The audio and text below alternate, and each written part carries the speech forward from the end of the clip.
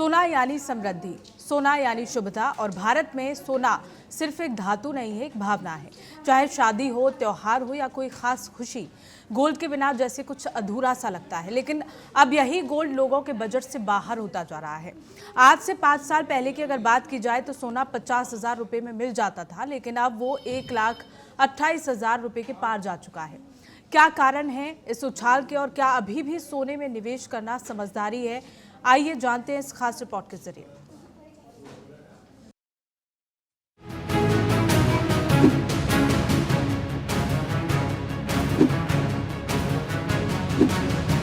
भारत और सोना दोनों का रिश्ता हजारों साल पुराना है। हर घर में सोने को न सिर्फ आभूषण की तरह देखा जाता है, बल्कि इसे एक सुरक्षित निवेश भी माना जाता है।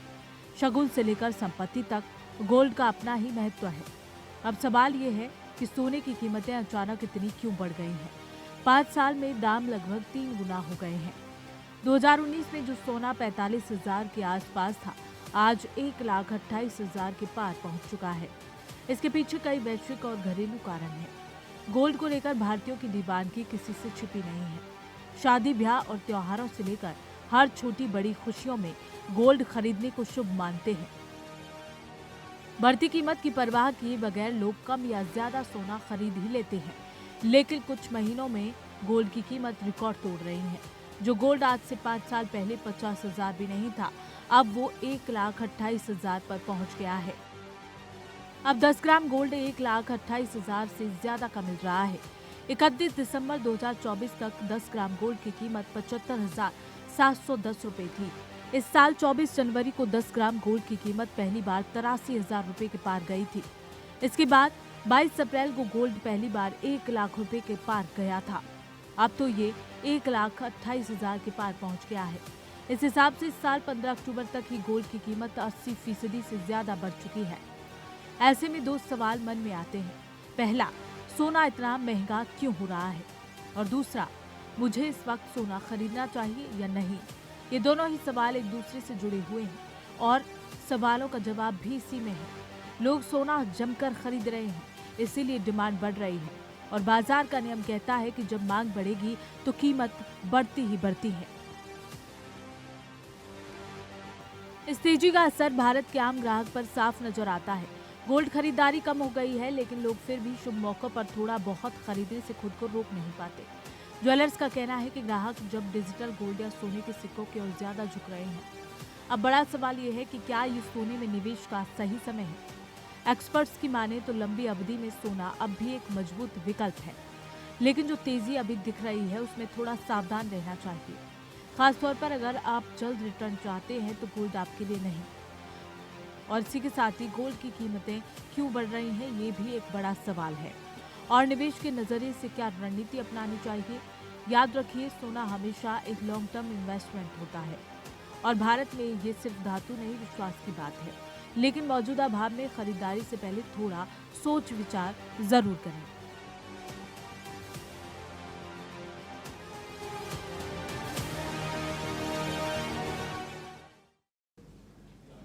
तो इससे जुड़े तमाम सवाल हैं जिनके जवाब जानने की कोशिश करेंगे। इसी पर चर्चा करने के लिए हमारे साथ किरण मिश्रा, जो कि सामाजिक कार्यकर्ता हैं, हमारे साथ जुड़ गई हैं।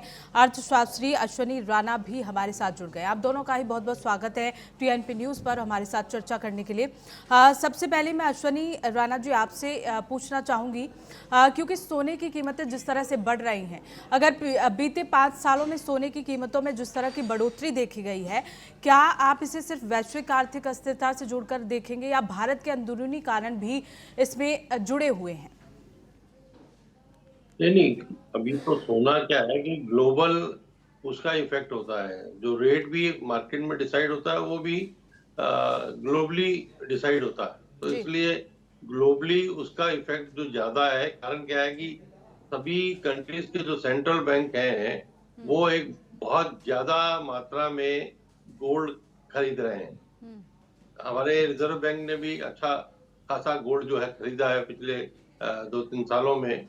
तो उसके कारण से क्या है कि गोल्ड एक सिक्योर्ड इन्वेस्टमेंट है, मतलब एक अच्छा इन्वेस्टमेंट है। इसलिए सरकार भी उसमें इन्वेस्ट कर रही है, पब्लिक तो कर ही रही है, लेकिन सरकारें भी उसके ऊपर ध्यान दे रही हैं। और उसकी जो सप्लाई चेन है उसके ऊपर नेचुरली फर्क पड़ता ही है कि सप्लाई अगर कम है, डिमांड ज्यादा है, तो रेट उसके हिसाब से भी जो है बढ़ते घटते हैं। लेकिन गोल्ड एक ऐसा है जिसमें सिर्फ रेट बढ़ रहे हैं और कम नहीं हो रहे, और ना आगे दिखता है कि भाई वो कम हो। जी बिल्कुल अश्वनी जी। हमारे साथ सुरेश मनचंदा भी जुड़ गए हैं, व्यापार विशेषज्ञ हैं। आपका भी बहुत बहुत स्वागत है टीएनपी न्यूज़ पर। और इसी के साथ ही मैं ये पूछना चाहूँगी सुरेश जी, क्योंकि सोने की कीमतों में रिकॉर्ड तोड़ बढ़ोतरी हो रही है, ऐसे में रिटेल ज्वेलरी कारोबार पर इसका क्या असर पड़ा है? देखिए, ओवरऑल जैसा कि अभी सर भी बता रहे थे कि इंटरनेशनल सिनेरियोज के ऊपर पे काफी डिपेंडेंसी रहती है गोल्ड की। जी। देखिए, मैं यहाँ पर आपको एक चीज बताना चाहूंगा कि जिस तरीके से गोल्ड की कीमतों के अंदर में हमने एक तरफा रैली आते हुए देखी है, उसके पीछे दो तीन मुख्य कारण हैं। जी। जो मेजर रीजन है, पहला मेजर रीजन है आपके जो इंटरनेशनल सिनेरियो इस समय पर है वो। देखिए, चाइना और अमेरिका के बीच में ट्रेड वॉर जब से चालू हुआ है, सोने के अंदर में एक तरफा रैली हमने देखी है। दूसरा, जिस तरीके से जो आसपास, भारत के आसपास के जो देश अगर आप देख लें, और चाहे वो अफ्रीकन कंट्रीज हैं, अभी अफ्रीकन कंट्री का उदाहरण सामने है, मेडागास्कर का, मोरक्को का, और इसके साथ साथ में नेपाल हमने देख लिया, श्रीलंका हमने देख लिया, बांग्लादेश हमने देख लिया, जहां पर सत्ता परिवर्तन हुआ। जी।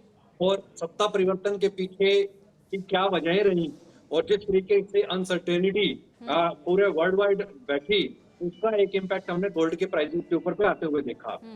दूसरा, जो ट्रेड वॉर इस समय पर मुख्य कारण बना हुआ है, उसमें डॉलर, क्योंकि बहुत सारे देश ऐसे हैं जो ये चाहते हैं कि अब डॉलर के ऊपर पे सभी देशों की डिपेंडेंसी जो है वो कम होनी चाहिए। अगर पेपर करेंसी के ऊपर पे और डॉलर के ऊपर पे लोगों की डिपेंडेंसी कम होगी, तो फिर उसके बाद ऑल्टरनेटिव आपके पास में एक्सचेंज करने के लिए करेंसी कौन सी रहेगी। इसलिए लोग सेफ हेवन के तौर के ऊपर पे निकल अपना इन्वेस्टमेंट सभी जगहों से निकाल करके और गोल्ड की तरफ लेकर के जा रहे हैं, क्योंकि गोल्ड एक ऐसा सेफ हेवन इन्वेस्टमेंट है जिसे आप वर्ल्ड के किसी भी कोने में लेकर के जाएंगे, उसकी कीमत आपको सेम मिलेगी। और सबसे बड़ी बात यह है कि इसको कैरी करना भी बड़ा आसान है। जी। छोटी सी धातु है, छोटी सी धातु आप ये मान लीजिए कि 1 करोड़ रुपए में तब्दील हो सकती है। 1 करोड़ रुपए के लिए आपको पता नहीं कितना बड़ा बैग उठाना पड़ेगा, लेकिन 1 करोड़ रुपए का 1 केजी का आपने अगर बिस्किट उठा लिया, जिसकी कीमत आज 1 करोड़ रुपए से भी ज्यादा की हो गई, तो आप देखिए कि उसको कैरी करना कितना आसान है।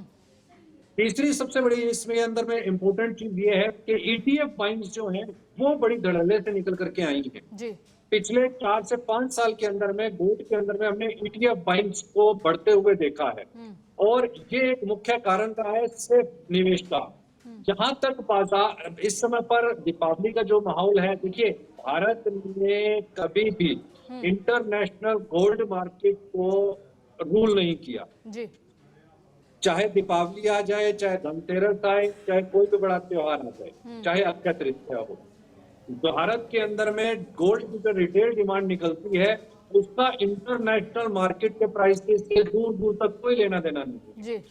हमने हाल फिलहाल के अंदर में सेंट्रल बैंक्स की जो बड़ी बाइंग देखी है, उसका इम्पैक्ट अमूमन गोल्ड के प्राइसेस के ऊपर पड़ता है। मैं आपके साथ में यहाँ पे कुछ एक डाटा शेयर करना चाहूंगा।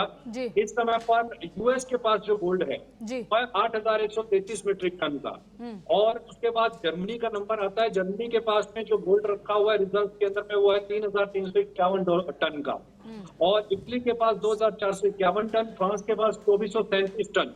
भारत का जो नंबर है वो है 8वां नंबर, 876 टन है, 200 टन से भी कम। दूसरी सबसे बड़ी बात, जो हाल फिलहाल के अंदर में एक तरफा जो रैली हमने देखी है, उसके पीछे जो सेंट्रल बैंक की जो सबसे बड़ी खरीदारी देखने को मिली, वो देखने को मिली national bank of Poland. National bank of Poland ने इस साल 67 मीट्रिक टन गोल्ड की बाइंग की है, और 18-19 के अंदर में भी एक बड़ी बाइंग हमने यहाँ पर आते हुए देखी थी। इसके साथ मैं आपको एक और डाटा शेयर करना चाहूंगा। देखिए, गोल्ड के अंदर में रैली 2010 के बाद से एक तरफा दिखाई दी है। हालांकि 2014, 2015 और 2016 ये 3 साल ऐसे थे जहां पर गोल्ड ने नेगेटिव रिटर्न दिया था। लेकिन इन 3 सालों को अगर छोड़ दें तो कोई भी ऐसा साल नहीं है जब गोल्ड ने एक बेहतर रिटर्न ना दिया हो। हाँ, इस बार गोल्ड का जो रिटर्न है वो जी। 60% को क्रॉस कर गया है 1 साल के अंदर। ये एक बड़ी रैली हमने देखी है। यानी कि महंगाई बढ़ टर्की रही ने है, 2000 रिटर्न भी इससे अच्छा मिल रहा है। लौटेंगे सुरेश जी, हमारे साथ किरण मिश्रा भी जुड़ी हुई हैं, सामाजिक कार्यकर्ता हैं। समाज में कोई भी अगर महंगाई बढ़ती है, घटती है, उसका असर समाज में देखने को मिलता है। अगर सोने की बढ़ती कीमतों की बात की जाए तो सोने की बढ़ती कीमतों का असर क्या उन परिवारों पर आप देख रही हैं जो शादी में दहेज या गहनों का दबाव झेलते हैं?